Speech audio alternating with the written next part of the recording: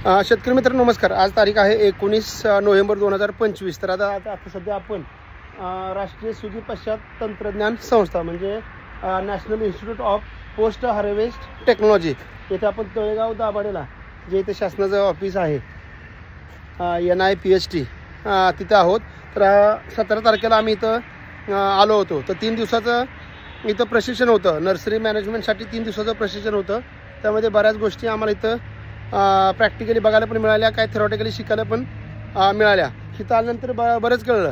तर आता हे जे ऑफिस आहे, तुम्ही जर आता तळेगाव दाभाडे किंवा जुना आपला हायवे बघितला, जो पुणे मुंबई जुना हायवे आहे, हायवेच्या शेजारीच हे एक छोटंसं गेट, तुम्हाला एक छोटंसं गेट असं दिसेल।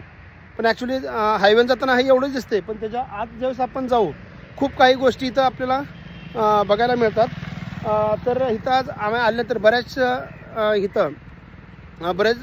ट्रेनिंग इथं चालू होते आणि इथं नेहमी ट्रेनिंग चालू राहतात। तर नक्कीच सगळ्या शेतकऱ्यांना माझं आव्हान आहे की तुम्ही नक्की या संस्थेशी निगडीत राहावा, कॉन्टॅक्टमध्ये राहावा, त्यांच्या वेबसाईटला चेक करा। तिथं वेगवेगळ्या प्रकारचे प्रशिक्षण कायम चालू असतात, निवासी असतात। आता आमचं जे आहे ते 3 दिवसाचं होतं आणि इथं पूर्ण खूप चांगली पद्धतीनं सोय पण, इथं राहण्याची आणि खाण्याची पिण्याची सगळी सोय, खूप चांगली सोय पण होते। खूप चांगलं गायडन्स पण इथं आपल्याला इथं भेटलं। तर प्रत्येक शेतकऱ्यांना मी नक्की सांगेन की जिथं कुठं तुम्हाला असे प्रशिक्षण असतील वेगवेगळ्या विषयांवर, तर तुम्ही नक्की ते अटेंड केले पाहिजेत। कारण की दुनिया खूप मोठी आहे, जग खूप मोठं आहे आणि जिथं जायचं तिथं तुम्हाला काही ना काही गोष्टी नक्की शिकायला मिळणार आहेत, वेगवेगळे अनुभव लोकांचे तिथं मिळणार आहेत। त्यासाठी तुम्हाला मी नक्की आवाहन करतो की अशा ज्या काही शासनाच्या बऱ्याच संस्था आहेत, बऱ्याच वेळा आपण तिथंपर्यंत पोहोचत नाही, आपण तिथं गेलं पाहिजे। तिथं गेल्यानंतर बऱ्याच गोष्टी आपल्याला शिकायला मिळतात।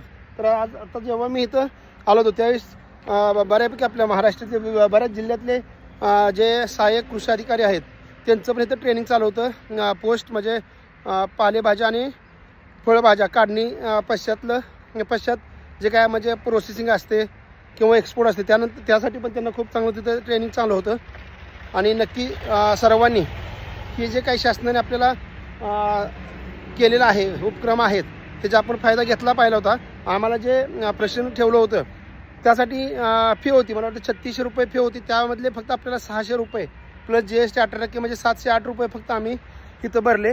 बाकी 3000 जे आहे ते शासनाने तर शासनाची सबसिडी त्याला होती। शिवाय इथं राहण्याची खूप चांगली सोय होती। सकाळी नाश्ता असेल, चहा असेल, नाश्ता असेल, दुपारी जेवण असेल, त्यानंतर 4 वाजता चहा असेल, संध्याकाळी जेवण असेल। तर जेवण पण खूप चांगल्या पद्धतीचं, सोय सगळे खूप चांगल्या पद्धतीची आणि सगळी माहिती पण चांगली भेटली। धन्यवाद NIPHT, धन्यवाद।